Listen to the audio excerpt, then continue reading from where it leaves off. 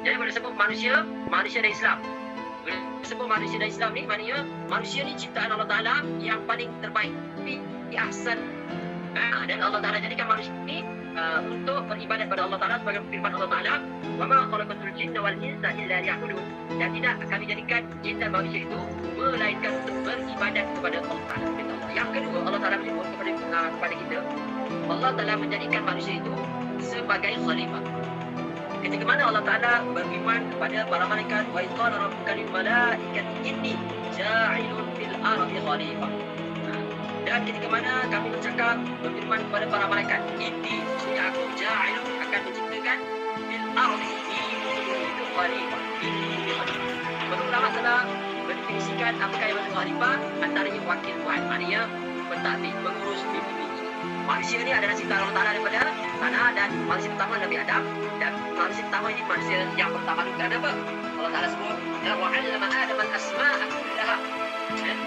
Maknanya Allah Ta'ala telah mengajarkan Nabi Adam itu dengan nama-nama. Maknanya Allah Ta'ala telah memberi ilmu kepada Nabi Adam. Maknanya Nabi Adam itu adalah orang yang telah bertamadun dan ada ilmu di asas kepada ta'ala.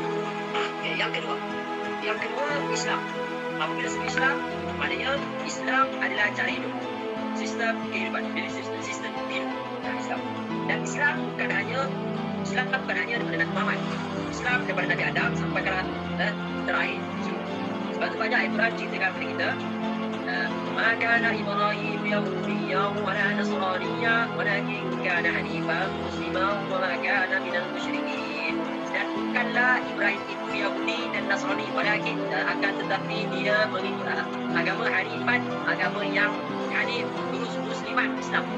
Jadi menunjukkan kepada kita Nabi Ibrahim pun agamanya Islam, para Nabi dulu agamanya Islam, mengikut ajaran yang telah Allah Ta'ala. Dalam ayat tersebut Allah Ta'ala menyebut bahawa semua para Nabi dan Rasul kerjanya berhanifullah, mengajar Allah, wajibullah, dan menjauhkan perkara suka kaum kejahatan terlampau. Jadi sebenarnya semua Nabi dan Rasul adalah sama dalam arti kata membawa kepada mencintai Allah, mengikuti perintah Allah, taat kepada